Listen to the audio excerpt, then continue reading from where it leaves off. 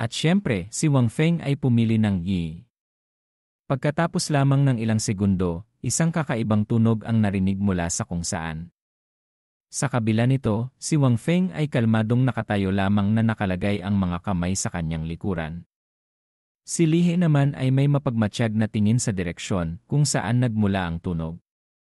At tiyak na hindi lamang si Li He ang naghahanap, pati na rin si Ling Fiyu at si Li Qing ay nagpalingalinga upang hanapin kung ano ang pinagmulan ng tunog na iyon.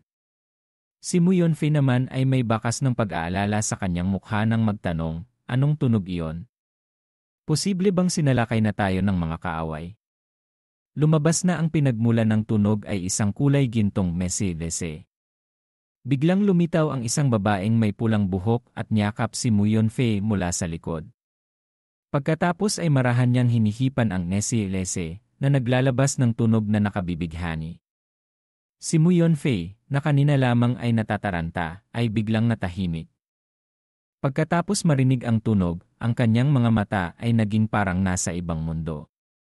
Pagkatapos nito, umalis ang babae, ngunit patuloy na ginagamit ang mga besi-desi sa kanyang katawan upang lumikha ng tunog na nagiging sanhi ng pagkawala ng balanse ni Mu Yunfei. Hindi siya tumigil doon, dahan-dahan din siyang dumaan kina Ling Fiyu at Li Qing na naging sanhi upang sila rin ay maging tulala. Nang dumaan na siya sa lahat ng disipulo, marahan siyang lumingon at mumiti ng matamis.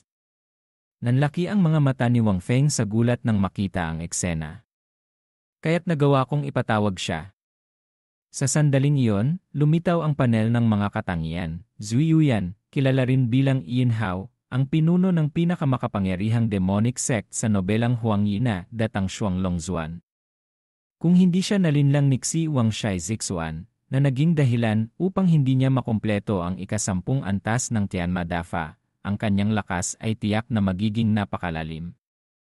Antas ng paglilinang, gitnang Xuanhuang Realm, Tianma Dafa, Yushai Jufen, Yin Hao Jian, kaya't si Yin Hao Zhu Yuyan pala. Sa sandaling ito, sumasayaw siya habang lumilikha ng mga tunog na tila nagmumula sa langit, na nagpapabighani sa mga disipulo at nagiging sanhi upang mamula ang kanilang mga mukha.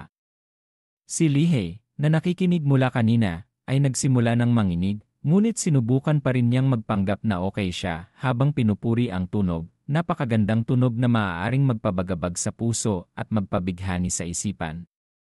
Tianma Dafa, Tianma Yin hindi nakapagtataka na ang mga disipulo ay may ganitong itsura. Napangiti si Wang Feng nang makita ang eksena. Bagaman hindi siya kasing nakakatakot ni Yan Shisan, napakalakas pa rin niya. Matapos maantala ang buong hall, lumapit si Zhu Yuyan kay Wang Feng at magalang na yumuko. Zhu Yuyan, nagpupugay sa pinuno ng sekta. Itinuro siya ni Wang Feng sa mga disipulo at nagpakilala, ito si Zhu Yuyan, Elder Zhu. Sabay-sabay na nagbigay galang ang mga disipulo kay Zhu Yuyan. Bahagyang hindi sanay si Zhu Yuyan sa pagbati, ngunit pagkatapos ng ilang segundo, ngumiti siya ng matamis na nagpaparamdam sa mga disipulo na para siyang isang diwata na bumaba sa lupa upang magpabighani. Pagkatapos ay pumalakpak siya upang lumikha ng isang banayad na tunog na nagpaparamdam muli sa mga disipulo ng kaginhawahan. Gayunpaman, hindi matanggap ni Jiao Yu ang sitwasyon. Kaya't gumamit siya ng enerhiya upang lumikha ng isang malamig na hangin na tumama sa mga disipulo na nagiging sanhi upang sila ay magbalik sa kanilang orihinal na estado. Nang makita na bumalik na sa normal ang mga disipulo, itinuro ni Wang Feng si Zhu Yuyan kay Li He at sinabi, mula ngayon, sasamahan mo si Elder Zhu. Dahil maganda, malakas, at nakakabighani si Zhu Yuyan, sumang-ayon agad si Li He. Masusunod, pinuno ng sekta. Matapos malutas ang isyu ng tagapagturo, ipinahayag ni Wang Feng, sa loob ng 10 araw, dadalhin ko kayo sa Demon Ceiling Assembly. Kaya't sa loob ng 10 araw na ito, sumunod kayo sa inyong mga tagapagturo at mag-focus sa paglilinang. Sumagot ng malakas ang mga disipulo, tiyak na hindi namin bibigin ang pinuno ng sekta. Ilang sandali pa, sa pangunahing hall ng Divine Immortal Sect, lahat ng mga disipulo at elder ay umalis na. Si Wang Feng lamang ang mag-isang nakaupo sa loob. Dahil walang magawa, binuksan niya ang system panel upang suriin ang kanyang mga puntos ng sekta. Ngayon ay mayroon na akong malaking bilang ng mga puntos ng sekta, 100,000. Bakit hindi ko subukan ang pagguhit? Pagkasabi niya nito, tinawag niya ang system at gumastos ng 1,000,000 puntos ng sekta upang gumuhit. Maraming mga notification ang lumitaw. Congratulations, nakuha ng host ang 1/10 ng paglilinang ni Yan Shisan.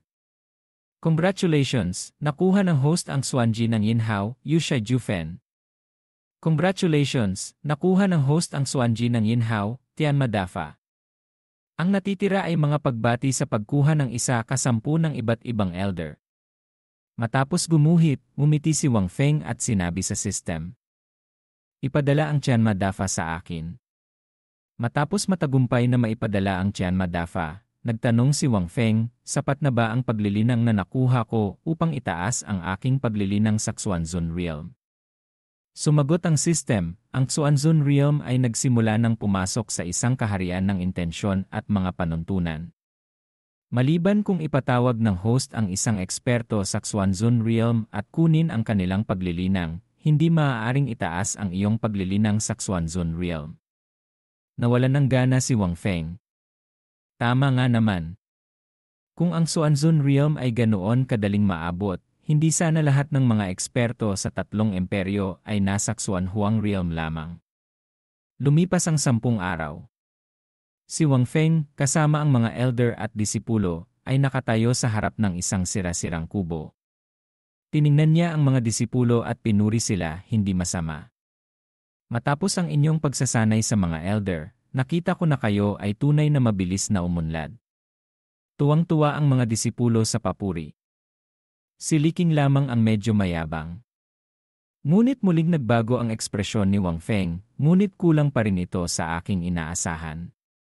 Nanginig si Liking at umiyak.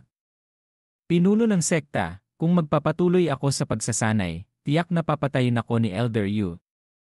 Itinaas ni Wang Feng ang kanyang kamay at nagpanggap na may hawak na baril. Hindi pa yon sigurado. Pagkasabi niya nito, tinawag niya ang system upang ipadala ang lahat ng paglilinang na nakuha niya dati kina Liking, Lin Fiyu, Li He, at Mu Yonfei. Itinuro niya ang ulo ng bawat disipulo at naglabas ng gintong ilaw. Paglilipat ng paglilinang mula sa malayo. Nag-anunsyo ang system, ang paglilinang ni Liking ay tumaas sa panimulang realm ng pagpasok sa Sagradong Hall. Ang paglilinang ni Lin Fiyu ay tumaas sa Rurok Realm ng pagpasok sa Sagradong Hall. Ang paglilinang ni Li He ay umangat sa panimulang kaharian ng Monarch. Ang paglilinang ni Mu Yonfei ay tumaas sa Rurok kaharian ng Monarch. Tuwang-tuwa ang mga disipulo at nagpasalamat kay Wang Feng. Namangha si Mu Yonfei at magalang na yumuko. Hindi ko akalain na mayroon ding ganitong ang pinuno ng sekta. Tiningnan siya ni Liking na may ngiti. Hindi ka na dapat magulat. Noong nakaraan, tinulungan ng pinuno ng sekta si Elder Ye na umangat mula sa Rurok kaharian ng Monarch hanggang sa panimulang Xuanhuang Realm. Hindi pinansin ni Wang Feng ang sinasabi ni Liking. Tumalikod siya kay Xuanxia at nagtanong, Xuanxia, saan na ang sasakyan na sinabi kong ihanda mo? Masayang sumagot si Xuanxia, nakahanda na ang lahat. Kapag nakita ito ng pinuno ng sekta, tiyak na magiging para sa inyo ito. Pagkasabi nito, gumamit si Xuanxia ng kanyang upang ilabas ang isang napakalaking sasakyang panghimpapawid. Ipinagmalaki niya, idinisenyo ko ito sa estilo ng isang nakatagong sekta ng mga immortal. Tiyak na nababagay ito sa pagiging mapagpakumbaba ng pinuno ng sekta. Ang sasakyan ay gawa sa mga at-dayami. Sa itaas, mayroon ding kubo na katulad ng kay Wang Feng. Ngunit sa kabutihang palad, mayroong bato na may nakasulat na Divine Immortal Sect. Nainis si Wang Feng, ngunit pinilit pa rin niyang ngumiti. Iniisip niya, hindi ako makakatakas sa kubong ito kahit saan ako magpunta. Hayaan na, gagamitin ko na lang ito. Pagkatapos ay tumalikod siya kina Jiao Yu at Yan Shisan. Aalis na kami. Salamat sa inyong pagbabantay sa Divine Immortal Sect. Sumang-ayon sina Jiao Yu at Yan Shisan. Matapos ang lahat ng paghahanda, sumakay ang lahat sa sasakyang panghimpapawid. Si Xuanxia ay umupo sa upuan ng kapitan at hinihiling na ikalat ang kanyang upang unti-unting umangat ang sasakyan sa itaas. Nang lumipad na ang sasakyan, lahat ng tao, maliban kay Xuan-Xia na nagmamaneho, ay nakaupo sa bubong ng kubo at masayang pinagmamasdan ang tanawin. Kapag kumilos ang Divine Immortal Sect, dapat nating iparamdam sa buong mundo. Pagkatapos ay ngumiti siya at sinabi, "Umalis na tayo." Pagkasabi niya nito, pinabilis ni Xuan Xia ang sasakyan patungo sa Demon Sealing Assembly.